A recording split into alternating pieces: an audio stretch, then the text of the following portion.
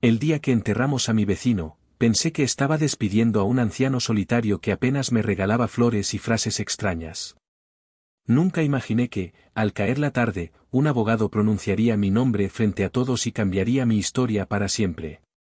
«Te pareces mucho a alguien que conocí», solía decirme él, con los ojos brillando de una tristeza que yo no entendía. Yo creía que era la nostalgia de la vejez. Me equivoqué. Porque cuando leyeron su testamento y su última condición salió a la luz, sentí que el suelo desaparecía bajo mis pies. No solo me había dejado una herencia millonaria, me había dejado una verdad capaz de romperme el corazón. Y durante 3 días enteros no hice otra cosa que llorar, al descubrir que el hombre que vivió al otro lado de la cerca no era solo mi vecino. Era la pieza perdida de mi propia historia. Si esta historia te está tocando el corazón, suscríbete al canal para acompañarme hasta el final de este relato que cambió mi vida para siempre. Me llamo Carmen. Tengo 20 años, el pelo castaño que heredé de mi padre y una vida que hasta hace poco tiempo parecía sencilla, predecible, construida sobre certezas que ahora sé que eran mentiras piadosas. Crecí en un barrio tranquilo de Valencia, en una casa pequeña que olía siempre a café recién hecho y a los libros viejos que mi padre coleccionaba con paciencia de anticuario. Él era profesor de literatura en un instituto público, un hombre callado que hablaba más con Shakespeare que con sus vecinos, y que me crió solo desde que tengo memoria. Nunca me faltó nada importante, ni comida, ni abrazos, ni palabras de aliento cuando las necesitaba. Pero había algo que sí faltaba, algo que dejaba un hueco en el aire cada vez que mis compañeras de clase hablaban de sus madres, cada vez que había una función escolar y yo solo tenía una silla ocupada entre el público. Mi madre se fue cuando yo tenía apenas unos meses de vida. Eso es todo lo que sé.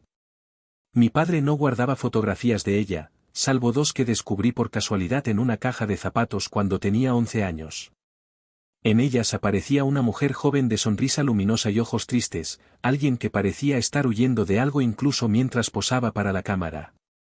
Cuando le pregunté a mi padre por ella, él cerró la caja con una delicadeza que contrastaba con la firmeza de su voz al decirme que algunas historias no tenían final feliz y que era mejor no remover el pasado. Aprendí a vivir con esa ausencia como se aprende a vivir con una cicatriz, duele menos con el tiempo, pero nunca desaparece del todo. Hace 3 años, don Antonio Salazar se mudó a la casa de al lado. Era un hombre mayor, probablemente rondando los 70, con el pelo completamente blanco y una manera de caminar que delataba huesos cansados y una espalda que había cargado demasiado peso durante demasiado tiempo.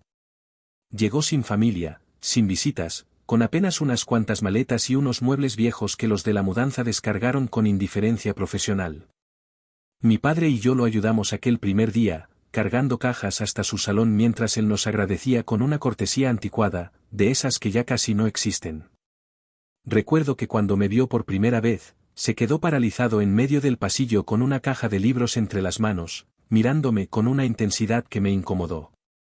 Sus ojos se llenaron de lágrimas que él intentó ocultar girando la cabeza rápidamente, carraspeando como si tuviera algo atorado en la garganta.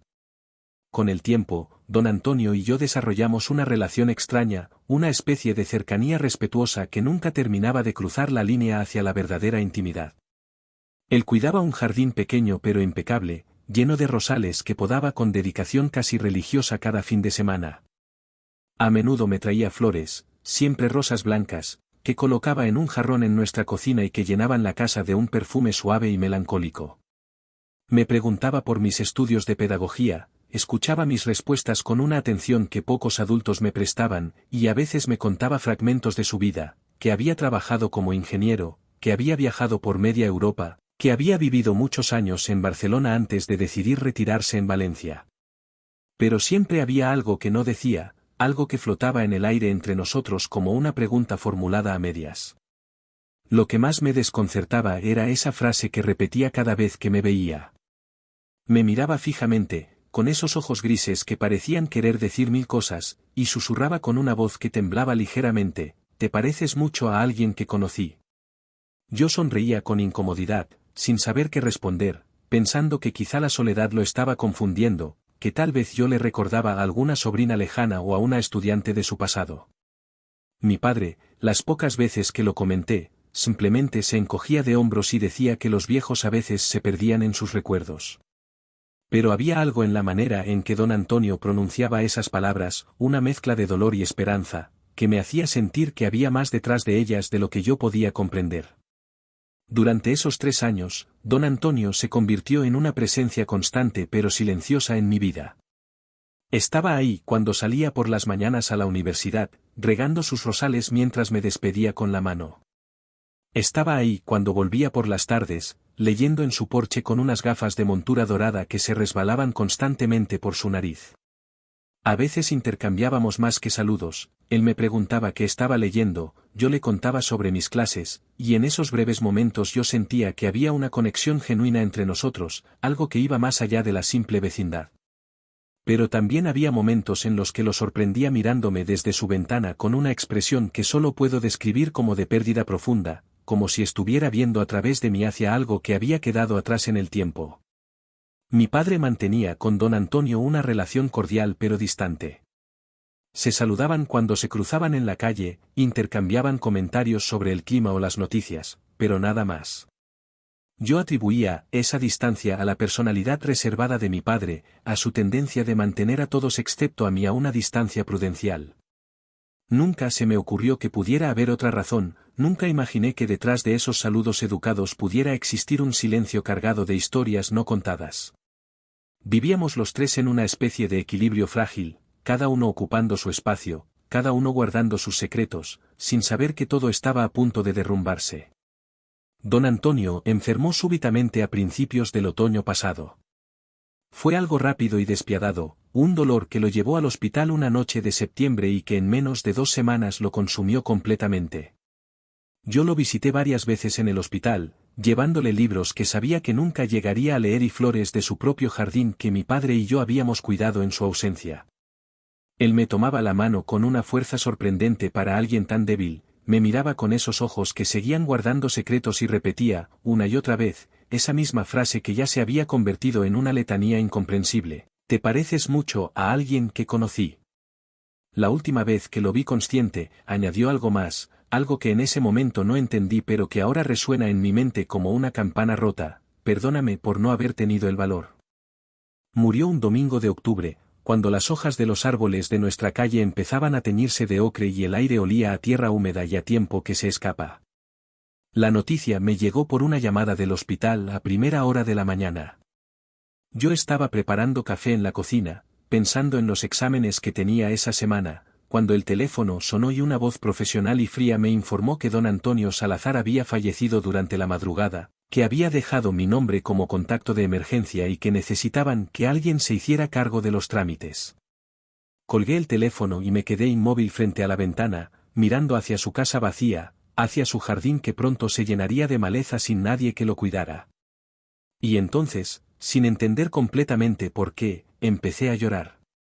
Lloré de una manera que no había llorado nunca, con sollozos que me sacudían el cuerpo entero y que parecían venir de un lugar muy hondo dentro de mí, un lugar que ni siquiera sabía que existía. Mi padre me abrazó sin hacer preguntas, dejándome mojar su camisa con mis lágrimas mientras murmuraba palabras de consuelo que sonaban huecas incluso para él. Yo no podía explicarle por qué me afectaba tanto la muerte de un vecino, porque sentía como si hubiera perdido algo mucho más importante que una simple amistad de conveniencia. Era como si una parte de mí, una parte que había permanecido dormida durante 20 años, hubiera despertado justo a tiempo para sentir la pérdida de algo que nunca supe que tenía. El velorio fue un asunto desolador. Se celebró en un tanatorio pequeño y triste en las afueras de Valencia, en una sala que olía a flores marchitas y a desinfectante. Apenas había una docena de personas, algunos vecinos que cumplían con el deber social de aparecer, un par de antiguos colegas de trabajo que intercambiaban recuerdos vagos sobre proyectos olvidados, y yo.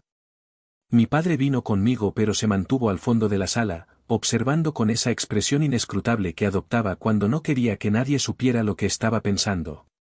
Me acerqué al ataúd abierto y miré el rostro de don Antonio por última vez. Parecía más joven muerto que vivo, como si la muerte hubiera borrado años de preocupaciones y dejado solo los rasgos de un hombre que alguna vez había sido feliz. Fue entonces cuando apareció el abogado. Era un hombre de mediana edad con un traje oscuro bien cortado y un maletín de cuero que llevaba con la solemnidad de quien transporta documentos importantes. Se acercó a mí directamente, como si me hubiera estado buscando, y me preguntó en voz baja si yo era Carmen Delgado. Cuando asentí, vi algo parecido a la compasión cruzar su rostro profesional. Me pidió que me quedara después del velorio, que había asuntos legales que necesitaban mi atención inmediata.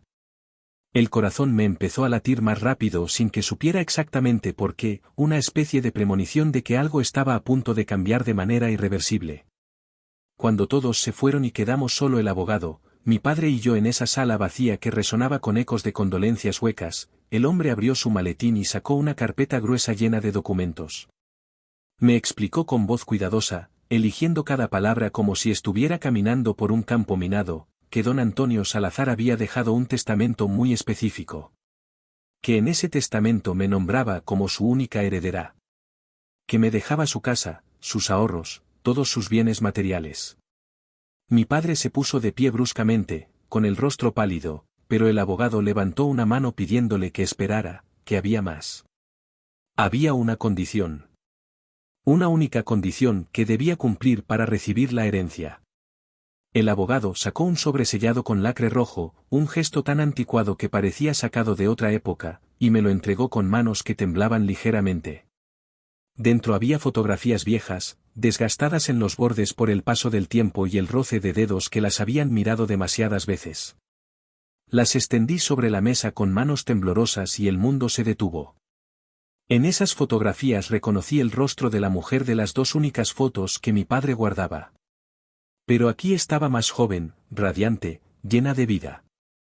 Y estaba de pie junto a don Antonio, quien también lucía décadas más joven, con el brazo alrededor de sus hombros en un gesto protector y orgulloso. Había más fotos, ella embarazada, sonriendo con una mano sobre su vientre abultado. Ella sosteniendo a un bebé envuelto en una manta rosa. Ella y don Antonio frente a una casa que reconocí como la que ahora estaba al lado de la mía. Una familia. Una familia que alguna vez existió y que de alguna manera imposible estaba conectada conmigo. El abogado carraspeó y empezó a leer con voz formal la condición del testamento, las palabras exactas que don Antonio había dictado meses antes de morir. Su voz resonaba en esa sala vacía como el eco de un fantasma que finalmente encuentra el coraje de hablar. Para recibir esta herencia, mi nieta Carmen Delgado debe encontrar a mi hija, Elena Ruiz, y perdonarla por el abandono. Solo así se romperá el ciclo de errores que yo inicié y que no tuve el valor de corregir en vida. Mis rodillas cedieron. Literalmente me derrumbé en el suelo de ese tanatorio mientras mi padre gritaba mi nombre desde muy lejos y el abogado intentaba ayudarme a levantarme. Pero yo ya no estaba realmente ahí. Estaba en los últimos 3 años, reviviendo cada conversación, cada mirada, cada rosa blanca que don Antonio me había regalado.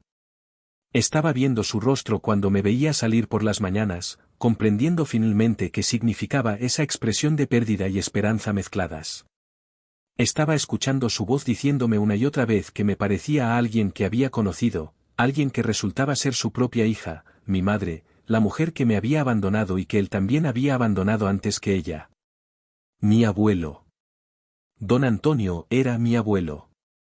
El hombre que había vivido a mi lado durante 3 años, que me había observado crecer de los 17 a los 20, que había conocido mi sabor favorito de helado y mi color preferido y mis sueños de convertirme en maestra.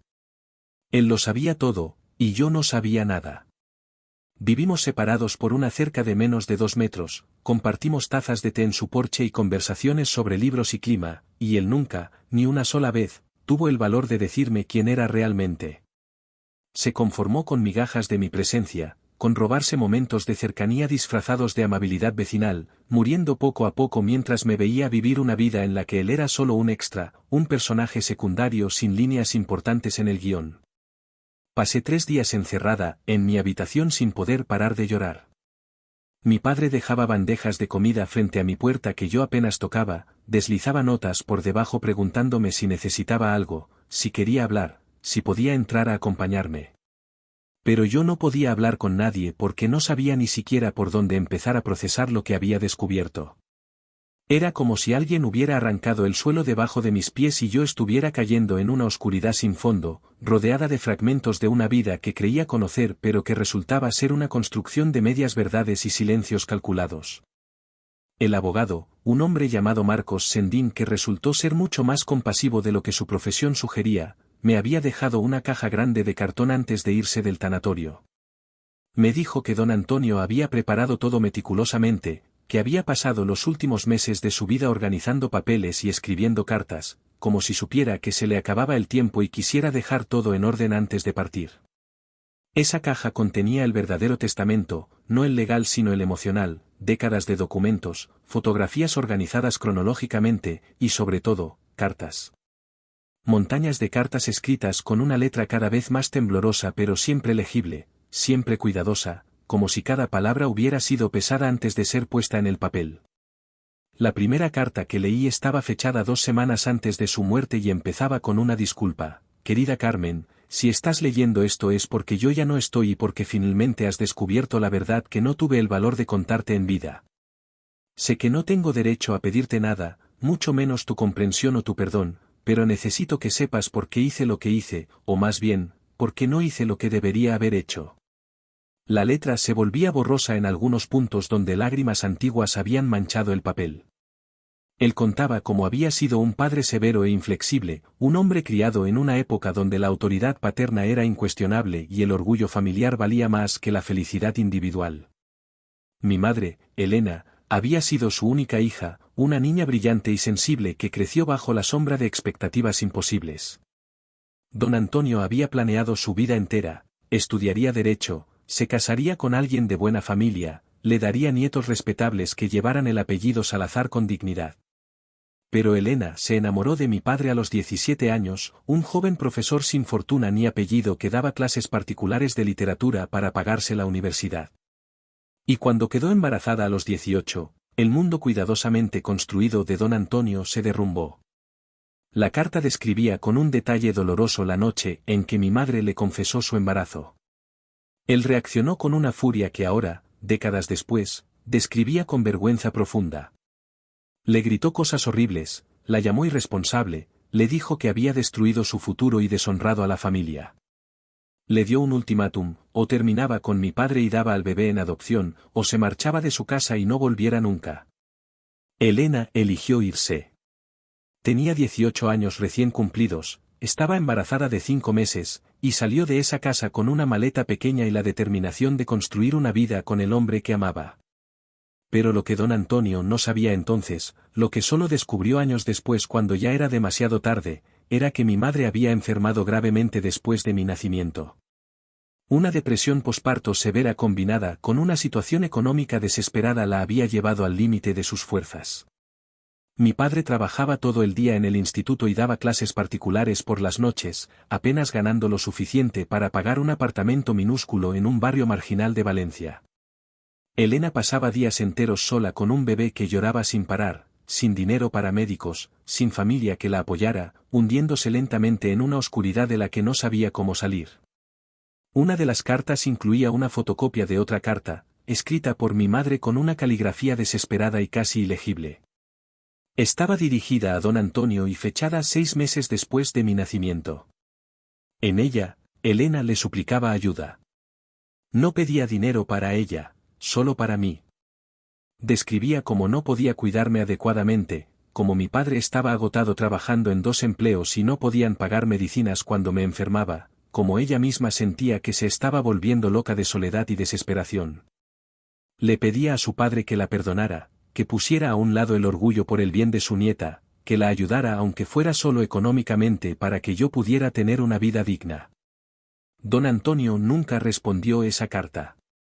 Más aún, la quemó. Lo confesaba con una culpa que atravesaba el papel, leyó las súplicas de su hija, vio la desesperación en cada palabra, y decidió que ella había elegido su camino y debía lidiar con las consecuencias. Su orgullo herido pesaba más que el amor, más que la compasión, más que la responsabilidad hacia una nieta que ni siquiera conocía. Quemó la carta en la chimenea de su estudio y se convenció a sí mismo de que estaba haciendo lo correcto, enseñándole a su hija una lección sobre responsabilidad y consecuencias. Pocas semanas después de quemar esa carta, Elena desapareció. Mi padre llegó una noche del trabajo y encontró el apartamento vacío excepto por mí, una bebé de 7 meses dejada en mi cuna con una maleta pequeña de ropa y una nota breve que decía simplemente que ella no podía más, que yo estaría mejor sin ella, que lo perdonara. Mi padre buscó por todas partes, puso denuncias, recorrió hospitales y refugios, pero Elena se había esfumado como si nunca hubiera existido. Él se quedó solo conmigo, un joven de 23 años que de repente tenía que ser padre y madre, que tuvo que dejar sus sueños de hacer un doctorado para enfocarse en trabajos estables que le permitieran criarme. Y lo hizo, durante 20 años lo hizo sin quejarse, sin buscar culpables, construyendo para mí la infancia más normal y feliz que pudo con los recursos que tenía. Mientras tanto, don Antonio seguía con su vida en Barcelona, convenciéndose de que había hecho lo correcto. Se sumergió en su trabajo, viajó por Europa supervisando proyectos de ingeniería, se construyó una reputación profesional impecable. Pero la culpa, escribía en sus cartas, era como un ácido que lo corroía lentamente por dentro. Cada cumpleaños de Elena que pasaba sin celebrar, cada día festivo que pasaba solo en hoteles impersonales, cada vez que veía a una niña pequeña en un parque, la voz de su hija suplicando ayuda resonaba en su mente. Intentó buscarla varias veces, contrató investigadores privados que no encontraron nada, preguntó en hospitales y centros de ayuda sin obtener respuestas. Elena se había perdido en las grietas de una ciudad grande, una más entre los miles de personas invisibles que viven al margen de la sociedad. Fue solo hace 5 años, cuando don Antonio ya estaba retirado y viviendo en Barcelona, que un encuentro casual le dio la pista que había buscado durante décadas.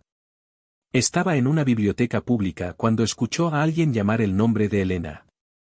Se giró casi por instinto y la vio, su hija, 43 años entonces, con el pelo canoso y la cara marcada por años difíciles, pero viva, funcionando, trabajando como bibliotecaria en esa misma institución. La había seguido a una distancia prudencial cuando ella salió de trabajar, descubrió dónde vivía, pasó semanas observándola desde lejos como un fantasma que no se atreve a manifestarse. Elena había reconstruido su vida pieza por pieza. Después de dejarme, había pasado 2 años viviendo en las calles, cayendo cada vez más bajo hasta tocar un fondo que don Antonio no describía en detalle pero que se adivinaba oscuro y doloroso. Finalmente había encontrado refugio en un centro de acogida para mujeres, donde la habían ayudado a superar sus problemas de salud mental y a formarse profesionalmente. Consiguió trabajo, un apartamento pequeño, una vida modesta pero estable. Nunca se casó, nunca tuvo más hijos. Vivía sola con sus libros y sus recuerdos, una vida que don Antonio describía como funcionalmente muerta, apenas existiendo pero sin realmente vivir. Él pasó meses reuniendo valor para acercarse a ella, ensayando qué diría, cómo pediría perdón por todo. Pero el orgullo, ese mismo orgullo que había destruido todo 20 años atrás, seguía siendo su prisión. Tenía miedo de su rechazo, terror de que ella le dijera que era demasiado tarde, que el daño era irreparable. Así que seguía observándola desde lejos, robándose vislumbres de su vida como un ladrón patético, sin el coraje de dar el paso definitivo. Entonces, hace 3 años, el destino intervino de la manera más cruel e irónica posible. Don Antonio estaba en Valencia visitando a un antiguo colega cuando nos vio por casualidad, a mí y a mi padre, saliendo de una librería en el centro de la ciudad. Casi se desmaya allí mismo, en medio de la calle. Yo era la imagen exacta de Elena a mi edad, una copia casi perfecta de las fotografías que él guardaba de su hija cuando tenía 19 años. Me siguió a distancia, descubrió dónde vivíamos, hizo preguntas discretas en el barrio y confirmó lo que ya sospechaba: yo era su nieta, la bebé que Elena había dejado 2 décadas atrás y por la cual él nunca había hecho nada. La decisión de mudarse a la casa de al lado no fue coincidencia. Don Antonio la compró específicamente para estar cerca de mí, para poder verme crecer aunque fuera desde la distancia, para intentar de alguna manera compensar los 20 años perdidos. Pero incluso entonces, incluso teniendo la oportunidad perfecta de revelar la verdad, el miedo lo paralizaba. ¿Cómo le explicas a tu nieta que eres su abuelo cuando fuiste tú quien provocó que su madre la abandonara? ¿Cómo pides perdón por errores cuyas consecuencias se extendieron por generaciones? Se convenció de que lo mejor era simplemente estar ahí, ser una presencia positiva en mi vida, contentarse con las migajas de afecto que yo le ofrecía sin saber quién era realmente. Las cartas que siguieron describían esos 3 años desde su perspectiva y partían el corazón. Cada rosa blanca que me regalaba era una disculpa silenciosa. Cada pregunta sobre mis estudios era un intento de conocer a la nieta que debería haber estado en su vida desde el principio. Cada vez que repetía esa frase sobre mi parecido con alguien que conoció, estaba probando las aguas, medio esperando que yo preguntara más, que algo en mí reconociera la conexión que él no se atrevía a nombrar. Vivió en una agonía constante de cercanía y distancia, teniendo lo que más deseaba a solo unos metros pero sin poder alcanzarlo realmente. La última carta de la serie estaba fechada una semana antes de su muerte y era la más desgarradora de todas. Don Antonio escribía que los médicos le habían dado pocas semanas de vida, que el cáncer que le habían diagnosticado meses atrás se había extendido demasiado para tratarlo. Describía cómo había pasado sus últimos meses preparando esta herencia, no la material sino la emocional. Quería que yo supiera la verdad, pero también quería que esa verdad sirviera para algo más que simplemente causar dolor. Por eso la condición del testamento, encontrar a mi madre y perdonarla. No te pido que me perdones a mí, escribía con una honestidad brutal. No merezco tu perdón y además ya estaré muerto cuando leas esto. Pero tu madre, Carmen, tu madre merece una oportunidad de explicar, de ser escuchada, de recibir el perdón que yo nunca le di. Ella cometió errores, sí, errores terribles que te causaron dolor. Pero esos errores fueron consecuencia de los míos. Yo la condené a la desesperación, yo la empujé al límite, yo cerré todas las puertas cuando ella pidió ayuda. Si ella te abandonó fue porque yo la abandoné primero. No dejes que el ciclo continúe. No dejes que el orgullo y el dolor construyan más muros entre las personas que deberían amarse. Encuéntrala, escúchala, y si puedes encontrar en tu corazón algo de compasión, perdónala. Hazlo no por ella, ni siquiera por mí, sino por ti misma. Porque vivir con odio es vivir en una cárcel que tú misma construyes, y yo pasé demasiados años en esa prisión para deseársela a nadie más, mucho menos a mi nieta. La carta terminaba con una dirección en Barcelona, Carrer del Lec Comtal, número 37, tercer piso, puerta B. La dirección de mi madre.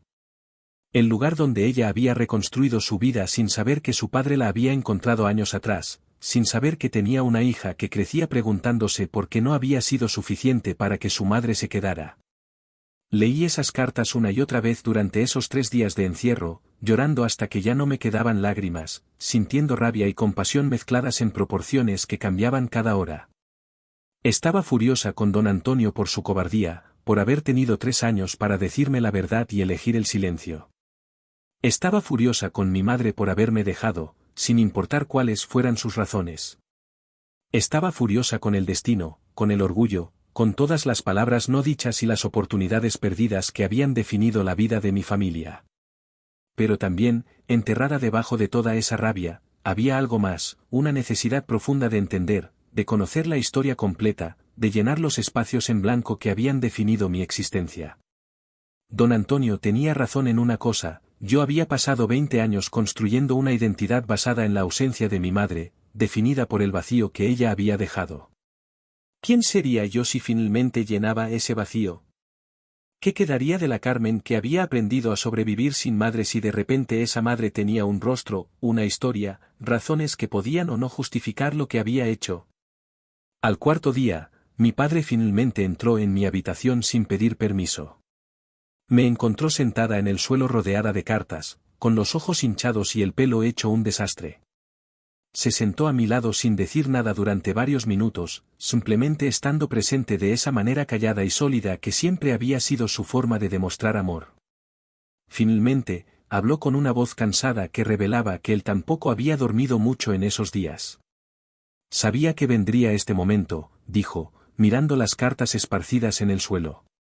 Cuando vi a don Antonio mudarse al lado hace 3 años, supe quién era. Reconocí su nombre de las pocas veces que Elena mencionó a su padre.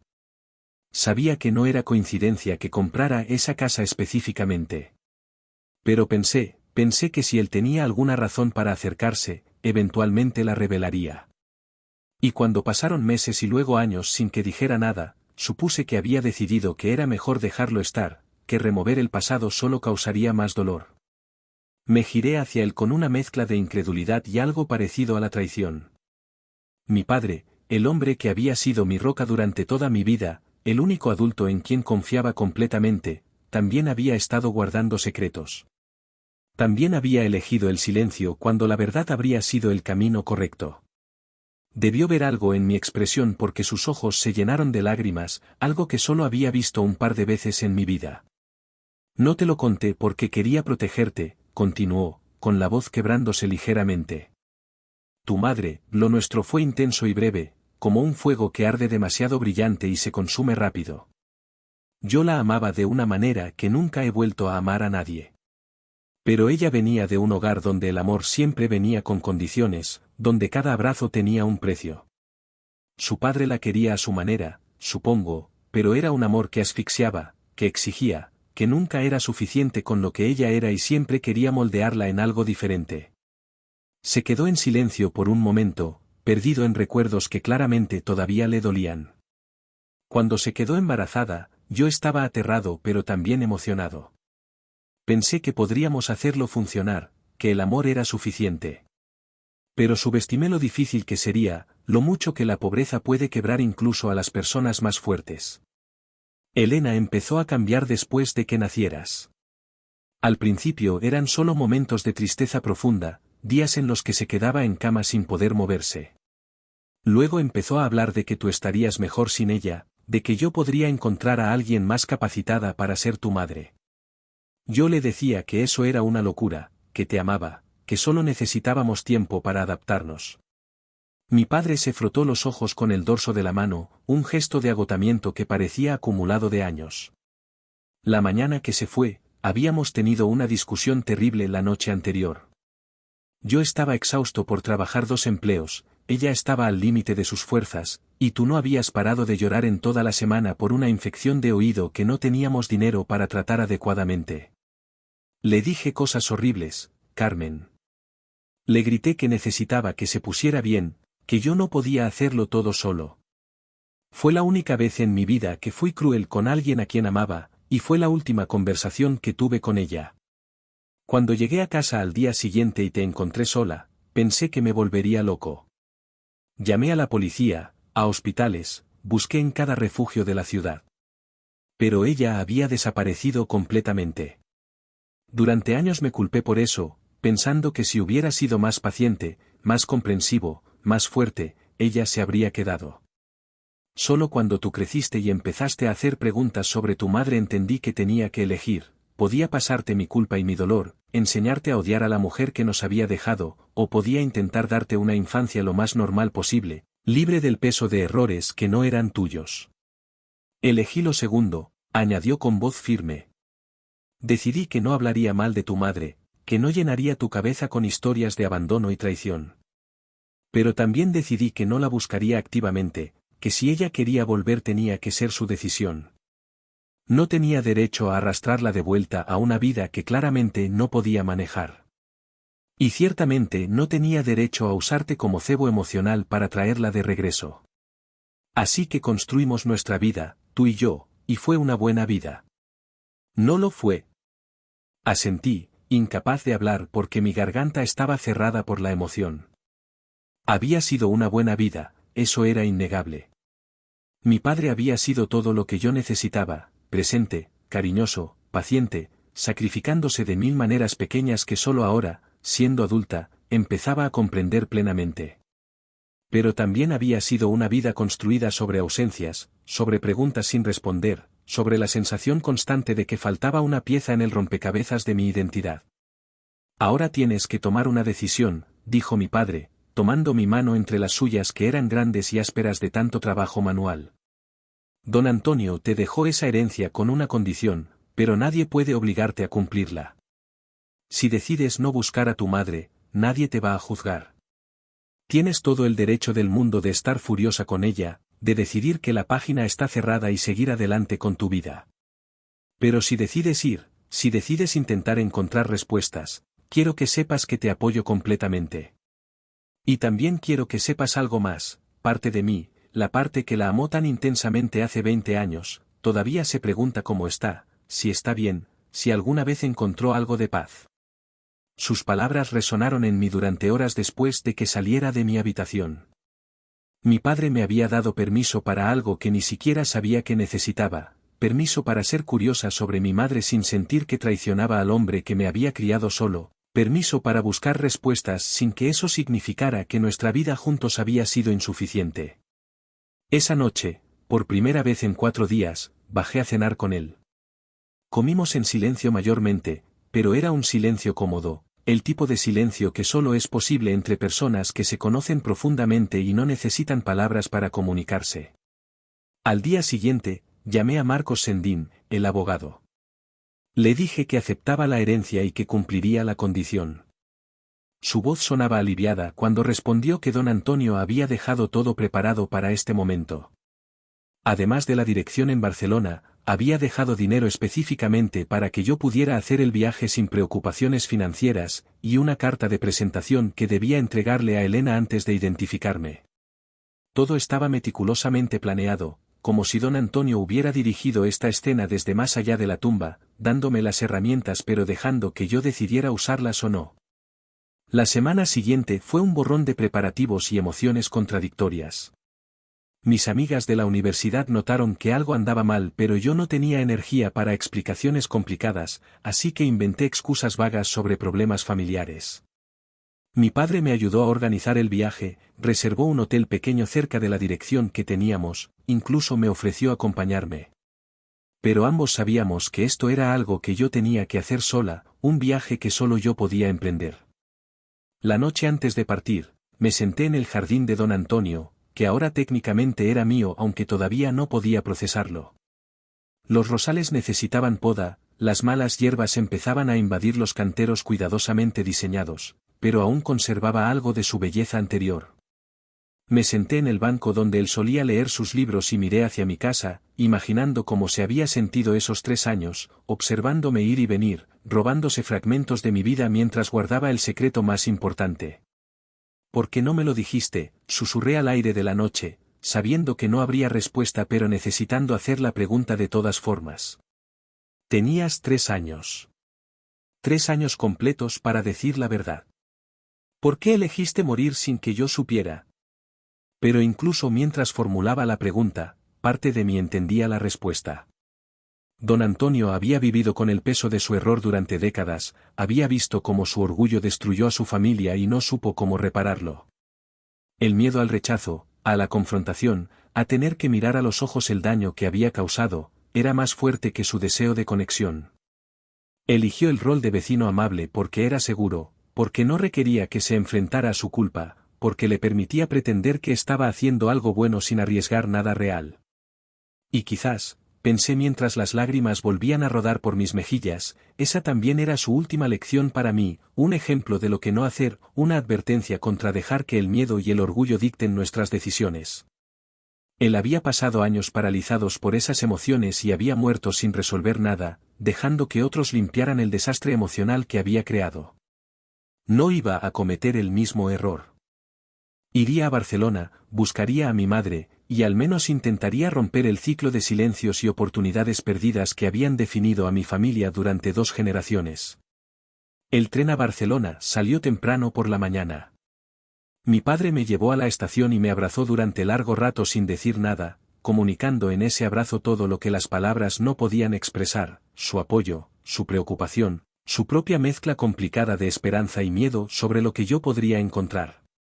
Prometí llamarlo esa noche sin importar qué pasara, y subí al tren con la carta de don Antonio guardada en mi bolso como si fuera una bomba que pudiera explotar en cualquier momento. El viaje duró poco más de 3 horas pero se sintió interminable. Miraba el paisaje pasar por la ventana sin verlo realmente, repasando una y otra vez en mi mente qué diría, cómo me presentaría, cómo reaccionaría si ella me cerraba la puerta en la cara. Había ensayado docenas de versiones de nuestro primer encuentro, desde conversaciones civilizadas hasta confrontaciones dramáticas, pero sabía que ninguna de mis fantasías se parecería a la realidad. La vida real nunca sigue los guiones que escribimos en nuestras cabezas. Barcelona me recibió con un cielo gris que amenazaba lluvia y calles llenas de turistas que caminaban con la despreocupación de quienes están de vacaciones, ajenos al drama personal que yo estaba a punto de enfrentar. Tomé un taxi hasta mi hotel, un lugar pequeño y limpio cerca del barrio gótico, y dejé mi maleta sin siquiera deshacer el equipaje. No tenía sentido instalarse cómodamente cuando mi verdadero destino estaba a apenas 20 minutos caminando. La dirección que don Antonio había dejado me llevó a un edificio viejo pero bien mantenido en una calle tranquila cerca del Parc de la Ciutadella. Era un barrio de clase media, con pequeñas tiendas de vecindario y un mercado en la esquina, el tipo de lugar donde la gente se conoce de vista y saluda al cruzarse. Me quedé parada frente al portal durante lo que parecieron horas pero probablemente fueron solo minutos, mirando los nombres en los timbres hasta encontrar el que buscaba. Ruiz, tercer piso B. Mi mano temblaba cuando alcancé el timbre pero no lo presioné. No todavía. Primero necesitaba abrir la carta que don Antonio había preparado para este momento específico. La saqué de mi bolso con manos temblorosas y la leí allí mismo, parada en la calle mientras empezaban a caer las primeras gotas de lo que se convertiría en una lluvia constante. La carta era breve pero demoledora en su simplicidad. Elena, soy yo, tu padre. Sé que no tengo derecho a pedirte nada después de todos estos años, pero la persona que toca a tu puerta lleva esta carta porque yo ya no puedo hacerlo en persona. Por favor, ábrele. Por favor, escucha lo que tiene que decir. Y por favor, perdóname por no haber tenido el valor de hacer esto antes de morir. Te quise mal pero siempre te quise. Papá. Doblé la carta cuidadosamente, la guardé de nuevo en su sobre, y finalmente presioné el timbre. El sonido resonó en el interior del edificio y luego hubo un silencio que se extendió hasta que empecé a pensar que nadie estaba en casa. Estaba a punto de tocar de nuevo cuando el intercomunicador crepitó y una voz de mujer, cautelosa y ligeramente ronca, preguntó quién era. Traigo una carta de Antonio Salazar, dije, mi voz sonando extraña y formal incluso para mis propios oídos. Es importante. Por favor. Hubo otro silencio largo y entonces el zumbido de la puerta abriéndose. Subí las escaleras lentamente, dándome tiempo para respirar, para calmarme, para preparar mental y emocionalmente para lo que venía. El tercer piso tenía dos puertas, una cerrada y silenciosa, la otra entreabierta con una mujer parada en el umbral. La reconocí inmediatamente de las fotografías, aunque el tiempo había marcado su rostro de maneras que las imágenes antiguas no podían capturar. Tenía el pelo gris recogido en una cola baja, arrugas profundas alrededor de los ojos y la boca que hablaban de años de preocupaciones, y una delgadez que parecía más producto del estrés que de la genética. Pero sus ojos eran exactamente como los míos, del mismo tono de verde oscuro, con la misma forma almendrada. Era como mirarme en un espejo del futuro, ver lo que podría llegar a ser en 20 años si la vida me trataba con dureza. Ella también me reconoció. Lo vi en su rostro, el shock inicial, seguido por la incredulidad, luego por algo que podría ser esperanza o terror o ambos mezclados. Su mano voló a su boca y dio un paso atrás como si yo fuera un fantasma, como si mi simple existencia física fuera imposible de procesar. No, susurró con voz quebrada. No, no, no. Esto no puede estar pasando. ¿Carmen? Era la primera vez en 20 años que escuchaba a mi madre decir mi nombre. Permanecimos inmóviles en ese umbral durante lo que pareció una eternidad, dos mujeres conectadas por sangre pero separadas por un abismo de años y dolor. La lluvia había empezado a caer más fuerte, y podía escuchar el sonido del agua golpeando la calle desde las escaleras detrás de mí. Mi madre, Elena, se aferraba al marco de la puerta como si fuera lo único que la mantenía de pie. Sus ojos recorrían mi rostro con una intensidad casi dolorosa, como si estuviera memorizando cada detalle, como si temiera parpadear y descubrir que yo había desaparecido. Por favor, finalmente dije, extendiendo el sobre con la carta de don Antonio con una mano que todavía temblaba. Necesito que leas esto antes de que hablemos. Es de tu padre. El cambio en su expresión fue inmediato y dramático. El color desapareció de su rostro, y tuve que dar un paso adelante rápidamente porque parecía que iba a desmayarse. La sostuve por el codo, y ese simple contacto físico, el primero entre nosotras en 20 años, nos sacudió a ambas. Ella me miró la mano en su brazo como si fuera algo milagroso y aterrador al mismo tiempo. «Está muerto, ¿verdad?», preguntó con una voz apenas audible. «Por eso estás aquí. Por eso tienes una carta de él. Ha muerto y ni siquiera tuve la oportunidad ni siquiera pude». No pudo terminar la frase porque las lágrimas empezaron a caer. Me dejó guiarla hacia el interior de su apartamento, que era pequeño y ordenado de una manera casi obsesiva, como si el control sobre su entorno fuera la única forma de mantener el caos interno a raya.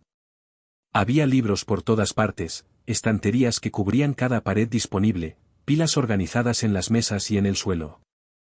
Era el apartamento de alguien que vivía dentro de historias porque su propia historia era demasiado dolorosa para habitarla completamente. Ella se sentó en un sofá desgastado y abrió la carta con manos que temblaban tanto que apenas podía rasgar el sobre. La leyó una vez rápidamente, luego otra vez más despacio, y finalmente una tercera vez con lágrimas cayendo sobre el papel y borrando algunas de las palabras. Cuando terminó, dejó la carta en su regazo y se cubrió el rostro con ambas manos, llorando con sollozos profundos que sacudían todo su cuerpo. Yo me quedé de pie cerca de la puerta, sin saber si debía acercarme o mantener la distancia, sintiéndome como una intrusa en el dolor privado de esta mujer que era mi madre pero también una extraña completa. Los minutos pasaban y ella seguía llorando, liberando lo que claramente eran décadas de dolor contenido. Finalmente, cuando pareció recuperar algo de compostura, levantó la vista hacia mí con ojos rojos e hinchados. «Siéntate, por favor», dijo con voz ronca. No puedo procesar todo esto contigo parada ahí como si estuvieras lista para huir en cualquier momento». Me senté en una silla frente a ella, manteniendo la mesa de café entre nosotras como un territorio neutral. Había tantas cosas que quería decir, tantas preguntas que necesitaba respuestas, tanta rabia y confusión mezcladas con una curiosidad dolorosa. Pero antes de que pudiera hablar, ella levantó una mano en un gesto que pedía paciencia. «Déjame hablar primero», dijo, limpiándose las lágrimas con el dorso de la mano. «Porque si no lo hago ahora, si no digo todo lo que he ensayado decirte durante 20 años, voy a perder el valor y nunca podré hacerlo». «¿Está bien?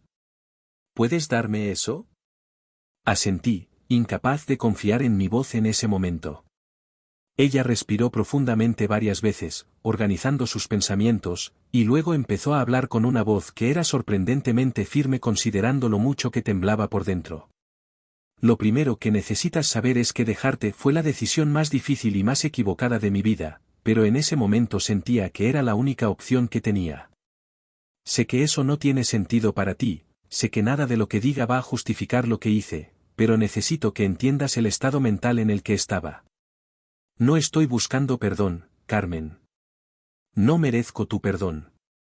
Solo necesito que conozcas la verdad, toda la verdad, no la versión editada que probablemente has construido en tu mente durante todos estos años». Continuó hablando durante casi una hora sin parar, y yo escuché en silencio mientras ella desenterraba una historia de dolor que era mucho más complicada de lo que había imaginado. Me contó sobre su infancia con don Antonio, un padre que la amaba pero que tenía ideas muy específicas sobre quién debería ser ella, qué debería estudiar, con quién debería casarse. Un hombre del viejo mundo que creía que el amor se demostraba con disciplina y expectativas altas, no con comprensión o flexibilidad. Cuando conoció a mi padre, Elena tenía 17 años y estaba desesperada por escapar de la jaula dorada que su padre había construido alrededor de ella. Mi padre representaba todo lo que don Antonio despreciaba, sin dinero, sin conexiones, con sueños idealistas de ser profesor de literatura en lugar de buscar una carrera seria. Pero precisamente por eso ella lo amó, porque él la veía como persona y no como proyecto, porque con él podía ser ella misma sin tener que cumplir expectativas imposibles. El embarazo no fue planeado pero tampoco fue el desastre que podría pensarse. Al principio, Elena estaba asustada pero también emocionada. Pensó que tener un bebé con el hombre que amaba sería el comienzo de una nueva vida, libre de su padre y sus reglas. Pero cuando le confesó a don Antonio que estaba embarazada, su reacción fue tan violenta y cruel que destruyó algo fundamental dentro de ella. Las cosas que él le dijo esa noche, los nombres que le llamó, la forma en que la hizo sentir sucia y avergonzada por amar y ser amada, crearon heridas que nunca cicatrizaron adecuadamente. Me echó de casa esa misma noche, dijo Elena, con la mirada perdida en algún punto distante. No me dejó llevar casi nada, solo una maleta pequeña. Me dijo que si elegía ese camino, elegía renunciar a mi familia, a mi apellido, a todo lo que él había construido para mí. Y yo, siendo joven e idiota y creyendo que el amor era suficiente, le dije que no lo necesitaba. Salí de esa casa jurando que nunca volvería, que le demostraría que podía tener una vida perfecta sin él. Pero la vida, por supuesto, no fue perfecta. Elena y mi padre alquilaron un apartamento diminuto en uno de los barrios más baratos de Valencia, apenas más grande que una habitación de hotel. Mi padre trabajaba desde temprano hasta tarde, y Elena, embarazada y sin terminar sus estudios, no podía encontrar empleo. El dinero siempre faltaba. La comida siempre era escasa. Y el estrés de intentar sobrevivir día a día empezó a erosionar lo que había sido una relación romántica e idealista. Cuando yo nací, las cosas empeoraron exponencialmente. Elena desarrolló una depresión posparto severa que no fue diagnosticada ni tratada porque no tenían dinero para médicos. Pasaba días enteros sin poder levantarse de la cama, sintiéndose completamente desconectada de la realidad. Me miraba llorar en mi cuna y sentía solo un vacío aterrador donde debería estar el amor maternal. Se odiaba a sí misma por no sentir lo que se suponía que debía sentir, por no ser la madre perfecta que había imaginado ser. Tu padre hacía todo lo que podía, continuó, con la voz quebrándose. Trabajaba dobles turnos y luego llegaba a casa y te cuidaba porque yo no podía. Literalmente no podía levantarme para alimentarte. No podía cambiar tus pañales sin que me entrara el pánico. Te miraba y veía todas mis fallas reflejadas en tus ojos, veía lo mucho que te estaba fallando incluso cuando eras tan pequeña que ni siquiera podías entenderlo todavía. La noche que Elena se fue, había sido particularmente horrible. Yo había estado llorando durante horas por una infección de oído que estaba empeorando porque no podían pagar antibióticos. Mi padre, exhausto después de trabajar 16 horas, finalmente perdió los estribos y le gritó que necesitaba que ella se pusiera bien, que él no podía hacer esto solo, que necesitaba a su pareja de vuelta. Fueron cosas dichas en frustración y agotamiento, no con crueldad, pero Elena las escuchó como confirmación de lo que ya creía, que yo estaría mejor sin ella, que mi padre podría encontrar a alguien más capacitada para ser mi madre, que su presencia estaba dañándome en lugar de ayudarme. Así que me fui, dijo simplemente. Esperé a que él se durmiera, escribí una nota patética que ni siquiera explicaba nada, y salí por esa puerta pensando que te estaba salvando de mí. Pensé que tu padre encontraría rápidamente a alguien que pudiera amarte de la manera que tú merecías, alguien que no fuera un desastre roto como yo. Pensé que en unos años ni siquiera te acordarías de mí, que crecerías feliz sin el peso de una madre que no sabía cómo cuidarte. Lo que siguió fueron 2 años que Elena describía como los más oscuros de su existencia. Vivió en las calles, en refugios temporales, en casas ocupadas llenas de gente igual de rota que ella. Cayó en adicciones que prefería no detallar, hizo cosas de las que todavía se avergonzaba, tocó fondos que nunca imaginó posibles. Intentó volver varias veces, se paraba frente a la casa donde me había dejado, pero siempre se convencía a sí misma de que yo estaría mejor sin ella, de que solo causaría más daño si volvía a entrar en mi vida. Lo que tu abuelo nunca supo, lo que descubrí mucho después, es que intenté buscar ayuda, dijo Elena, con los ojos fijos en sus manos. Escribí esa carta pidiéndole que me ayudara, no a mí sino a ti, porque sabía que tu padre estaba luchando solo y pensé que tal vez, si mi orgullo no importaba más que tu bienestar, tal vez papá podría poner a un lado su decepción lo suficiente para asegurarse de que su nieta estuviera bien. Esperé su respuesta durante meses. Cada día iba a la oficina de correos del refugio donde estaba, preguntando si había llegado algo para mí. Nunca llegó nada. Y eventualmente entendí que él me había abandonado de la misma manera que yo te había abandonado a ti. Que el ciclo de abandono que definía a nuestra familia había continuado a otra generación.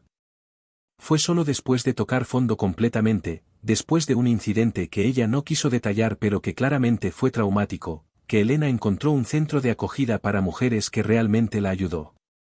Le dieron terapia, tratamiento para sus problemas de salud mental, apoyo para conseguir formación profesional. Lentamente, dolorosamente, ella reconstruyó algo parecido a una vida funcional. Consiguió trabajo en una biblioteca, un apartamento pequeño pero propio, una existencia estable y ordenada. Pero nunca dejó de pensar en mí. Cada cumpleaños que pasaba se preguntaba cómo me estaría yendo, si era feliz, si mi padre había encontrado a alguien que pudiera ser la madre que ella no había sabido ser.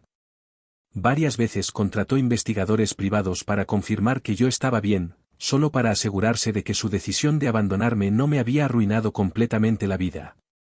Los informes siempre decían lo mismo: niña sana, padre dedicado, vida normal.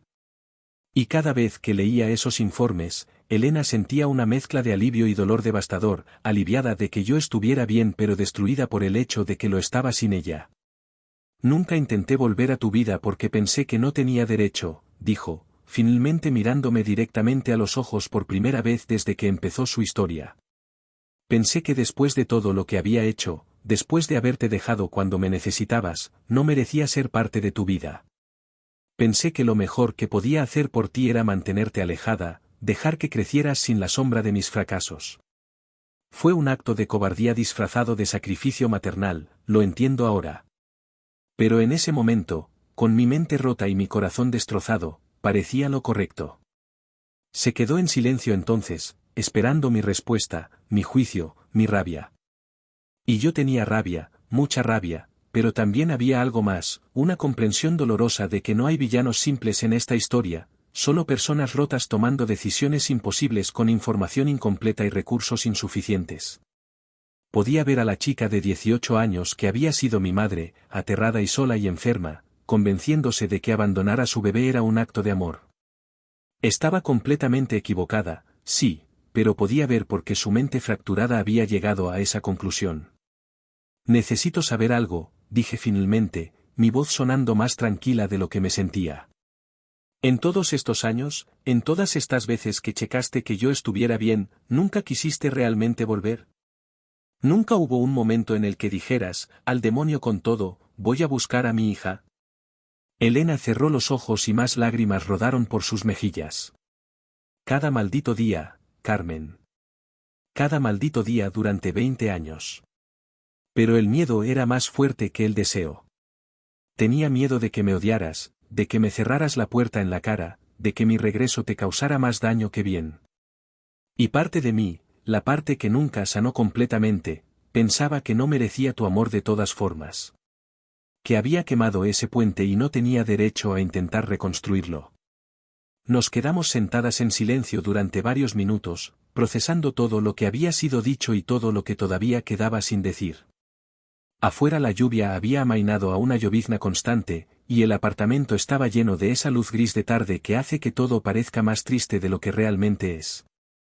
Finalmente, saqué de mi bolso el resto de las cartas que don Antonio había dejado, las que explicaban su propia perspectiva de la historia, su culpa devastadora, su búsqueda fallida de redención. Hay más que necesitas saber, dije, entregándole las cartas. Sobre tu padre.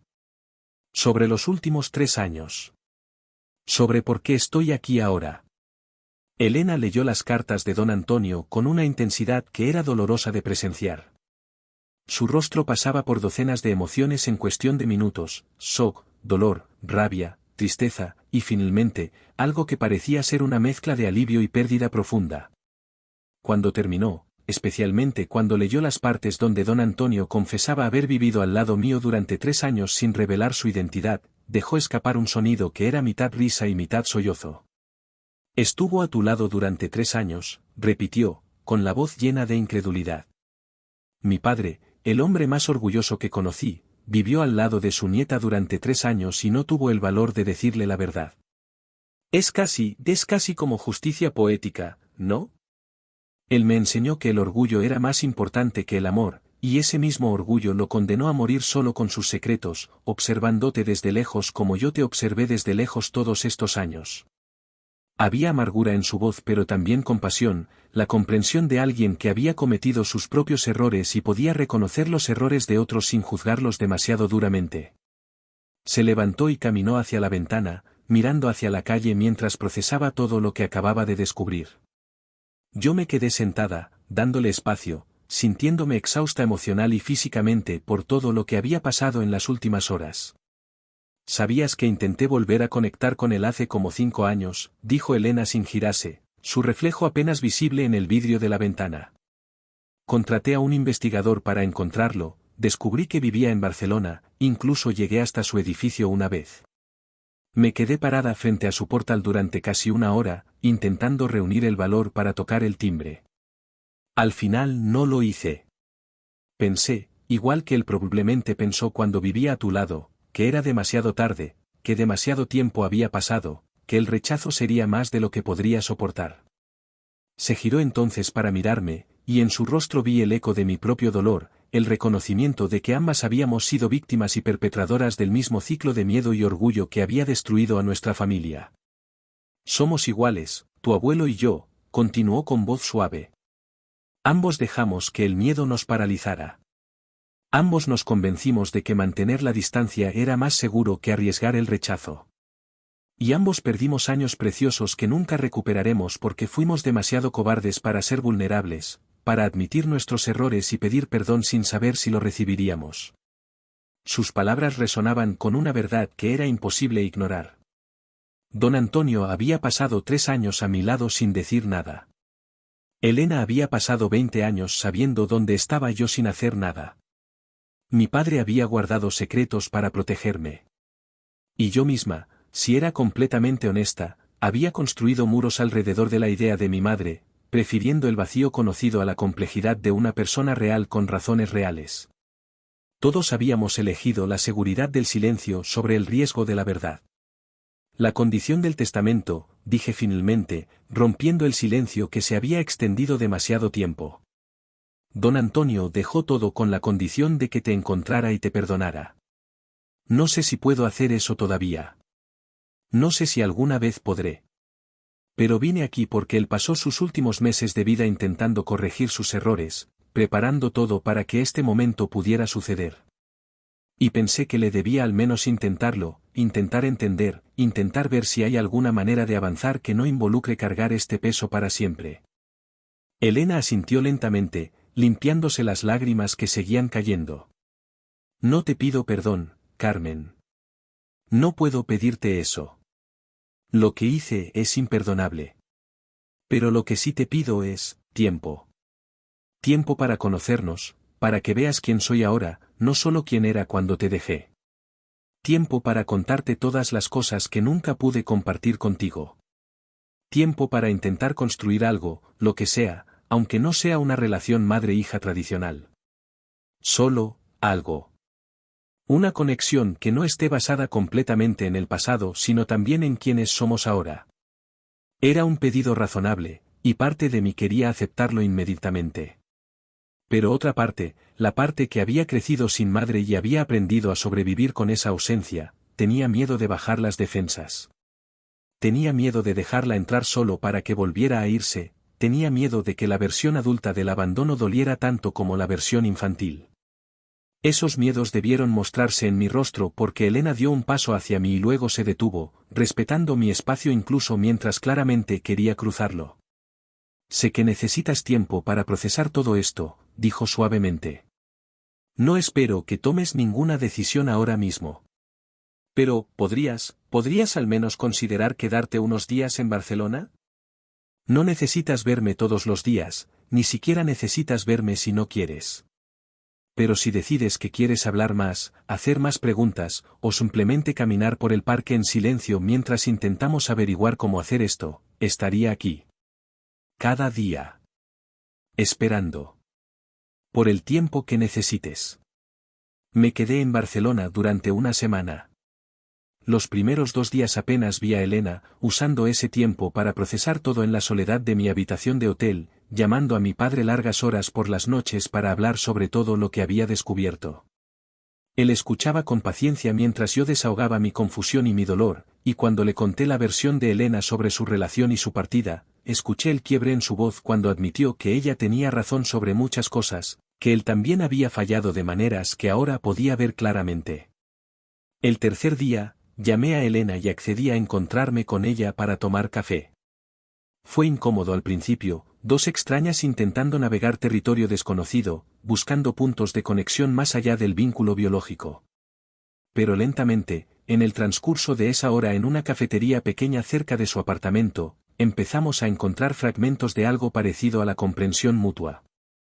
Ella me contó sobre su trabajo en la biblioteca, sobre los libros que amaba y las razones por las que había elegido rodearse de historias. Yo le conté sobre mis estudios de pedagogía, sobre mi deseo de ayudar a niños que vienen de familias complicadas. Y en esas conversaciones superficiales encontramos ecos de nosotras mismas en la otra, similitudes que iban más allá de los rasgos físicos. Los días siguientes se convirtieron en un ritual. Nos encontrábamos por las mañanas, caminábamos por el parque o nos sentábamos en cafeterías, y lentamente, cuidadosamente, empezábamos a construir algo nuevo. Elena me mostraba fotos de su infancia, historias sobre don Antonio que humanizaban al hombre que yo solo había conocido como vecino. Me contaba sobre mi abuela, que había muerto cuando Elena era adolescente y cuya ausencia había dejado a don Antonio aún más rígido e incapaz de manejar emociones. Yo le contaba sobre mi vida, mis amigos, mis sueños, dándole pedazos de los 20 años que ella se había perdido. No fue sanación, no todavía. La sanación real tomaría mucho más que una semana, probablemente tomaría años de conversaciones difíciles y reconstrucción cuidadosa de confianza. Pero fue un comienzo. Fue el primer paso para romper el ciclo que había definido a nuestra familia, el primer movimiento hacia adelante en lugar de quedarse atrapados en el pasado. La noche antes de volver a Valencia, Elena me pidió que fuera a su apartamento una última vez. Cuando llegué, me llevó a una habitación pequeña que había mantenido cerrada durante nuestros encuentros anteriores. Dentro había una cuna antigua, cuidadosamente restaurada y pulida hasta brillar. Las paredes estaban cubiertas de fotografías que ella había recopilado a lo largo de los años, algunas obtenidas de los investigadores privados, otras recortadas de anuarios escolares que de alguna manera había conseguido, todas documentando mi crecimiento desde bebé hasta adulta desde la distancia de alguien que observaba pero no podía participar. Cada cumpleaños tuyo durante 20 años, compraba un regalo, dijo Elena con voz temblorosa, señalando a una estantería llena de cajas envueltas cuidadosamente, cada una etiquetada con una fecha. Nunca supe qué darte, así que compraba libros. Pensé que si algún día tenía el valor de volver, al menos podría darte estos y decirte que nunca te olvidé, que cada año marcaba tu cumpleaños incluso si no podía celebrarlo contigo. Me acerqué a las cajas con manos temblorosas y abrí la que correspondía a mi 5º cumpleaños. Dentro había una edición ilustrada de cuentos de hadas, con una inscripción en la primera página escrita con la letra cuidadosa de alguien que sabe que probablemente nunca será leída, para mi Carmen, en tu 5º cumpleaños. Espero que seas feliz. Espero que seas amada. Espero que algún día puedas perdonar a tu mamá. Te quiero más de lo que las palabras pueden expresar. Siempre, Elena. Las lágrimas empezaron a rodar por mis mejillas sin que pudiera detenerlas. Abrí otra caja, mi 10º cumpleaños, y encontré un libro sobre el sistema solar con otra inscripción similar. Luego mi 15º, libros sobre arte y filosofía. Mi 20º, apenas meses atrás, una colección de poesía contemporánea. 20 años de amor expresado en soledad, de conexión buscada desde la distancia, de una madre que nunca dejó de ser madre incluso cuando no podía actuar como tal. No te pido que me perdones, repitió Elena, parada en la puerta de esa habitación que era un monumento a todo lo que había perdido. Pero quería que supieras que nunca te olvidé. Que cada día durante 20 años pensé en ti, te amé desde lejos, celebré tus logros aunque solo los conociera de segunda mano. No puedo recuperar el tiempo perdido. No puedo borrar el daño que mi ausencia causó. Pero si me das la oportunidad, si decides que puedes intentarlo, me gustaría estar presente para tu futuro. No como reemplazo de todo lo que perdimos, sino como algo nuevo que construyamos juntas. Me quedé en esa habitación durante mucho tiempo, rodeada de 20 años de amor silencioso, procesando la complejidad de emociones que me inundaban. Rabia porque todo esto había estado aquí mientras yo crecía sintiéndome abandonada. Dolor por todos los cumpleaños que ella marcó sola en lugar de conmigo. Pero también, enterrada debajo de todo eso, el comienzo de algo que podría eventualmente convertirse en perdón. No porque ella lo mereciera necesariamente, sino porque don Antonio tenía razón, vivir con odio es vivir en una prisión autoconstruida, y yo había pasado demasiados años en esa cárcel. Esa noche, antes de irme, le di a Elena algo que don Antonio también había dejado en su herencia para ella, una carta personal, sellada, que el abogado me había dicho que solo le entregara si decidía perdonarla. Ella la abrió con manos temblorosas y leyó en silencio mientras nuevas lágrimas rodaban por su rostro. Cuando terminó, me mostró las últimas líneas que don Antonio había escrito, escritas con letra cada vez más débil pero todavía legible: Elena, mi hija, mi mayor fracaso y mi mayor orgullo. Te fallé de todas las maneras posibles, y eso es algo que llevé hasta mi último aliento. Pero si estás leyendo esto es porque Carmen te encontró, y eso significa que hay esperanza. Significa que el ciclo puede romperse. Perdóname si puedes, y si no puedes, al menos vive sabiendo que te amé a mi manera imperfecta y destructiva. Y por favor, no cometas mi error. No dejes que el miedo te robe más tiempo con tu hija. Ella es tu segunda oportunidad, y también es la mía a través de ella. No la desperdicies. Con amor y arrepentimiento eterno, tu padre. Volví a Valencia al día siguiente con más preguntas respondidas pero también con nuevas preguntas surgiendo. Mi padre me recogió en la estación y me abrazó durante largo rato sin hacer preguntas, simplemente dejándome estar en ese abrazo que me había sostenido durante 20 años. Esa noche, le conté todo sobre mi semana en Barcelona, sobre Elena y la habitación llena de regalos no dados, sobre los comienzos tentativos de lo que podría eventualmente convertirse en una relación.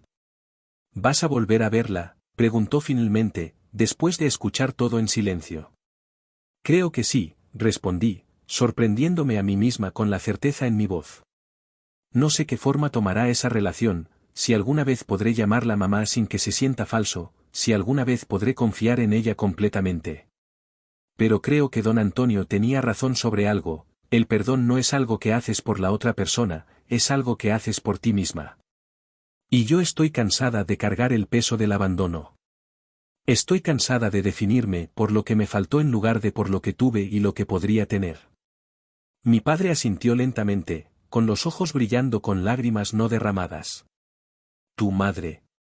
Elena nunca fue mala persona, Carmen. Solo fue una persona rota que tomó decisiones terribles cuando no tenía las herramientas para tomar mejores. Si decides darle otra oportunidad, yo te apoyo completamente. Y si en algún momento necesitas recordar que tienes un padre que nunca se fue, que siempre estuvo ahí, también estoy aquí para eso. Las semanas que siguieron fueron de ajuste lento. Elena y yo empezamos a comunicarnos regularmente, primero por mensajes de texto breves, luego por llamadas telefónicas más largas, eventualmente por videollamadas donde intentábamos navegar la extrañeza de mirarnos a través de una pantalla.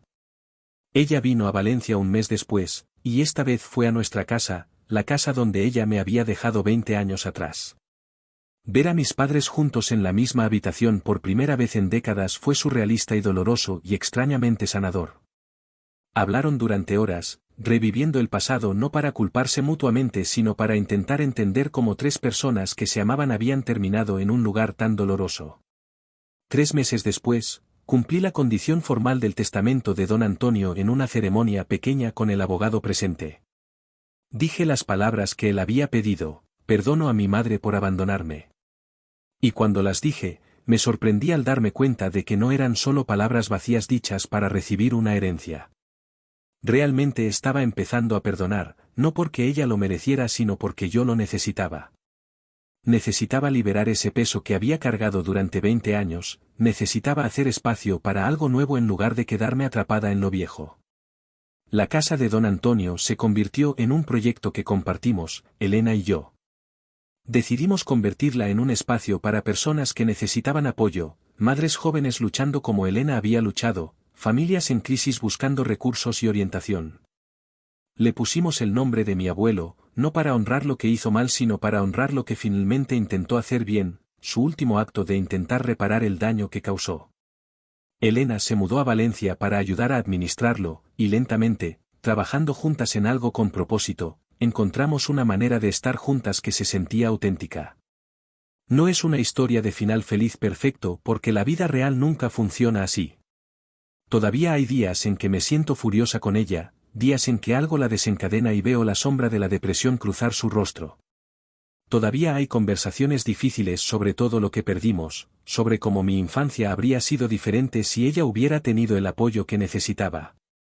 Pero también hay momentos buenos, comidas compartidas, risas sobre tonterías, la construcción lenta de memorias nuevas que no están ensombrecidas completamente por el pasado. Y a veces, cuando estoy en el jardín de don Antonio podando sus rosales que he mantenido vivos, pienso en él y en cómo pasó sus últimos 3 años observándome desde lejos. Pienso en cómo la culpa lo comió vivo pero también cómo finalmente encontró una manera de hacer algo bueno con ella. Pienso en cómo a veces las personas más rotas dejan los legados más importantes, no por lo que hicieron bien sino por las lecciones que sus errores pueden enseñar. Don Antonio nunca tuvo el valor de decirme en vida que era mi abuelo. Elena nunca tuvo el valor de volver durante 20 años. Mi padre guardó secretos para protegerme. Yo construí muros para no ser herida. Todos cometimos errores basados en miedo y orgullo. Pero al final, lo que don Antonio entendió en sus últimos meses y lo que trató de enseñarnos con su testamento, es que el perdón no se trata de borrar el pasado o pretender que el daño nunca sucedió. Se trata de decidir que el futuro no tiene que estar definido por los errores del pasado, que podemos cargar nuestras cicatrices sin dejar que nos paralicen, que la redención es posible incluso cuando parece imposible. Cada año en el aniversario de la muerte de don Antonio, Elena, mi padre y yo visitamos su tumba juntos. Es extraño y doloroso y extrañamente esperanzador al mismo tiempo, 3 personas conectadas por un hombre que falló tanto pero que en su fracaso finalmente nos dio las herramientas para sanar. Y cada vez, dejo rosas blancas en su tumba, las mismas rosas que él solía traerme, y susurro gracias al hombre que amó tan mal pero que al final intentó hacer lo correcto. Al abuelo que tuve durante 3 años sin saberlo, y que en muerte me dio el regalo más difícil y valioso, la oportunidad de elegir el perdón sobre el resentimiento, la conexión sobre el aislamiento, el futuro sobre el pasado. No sé si don Antonio encontró paz en sus últimos momentos. Espero que sí. Espero que murió sabiendo que su plan funcionaría, que su última jugada desesperada para reparar una familia rota tendría éxito.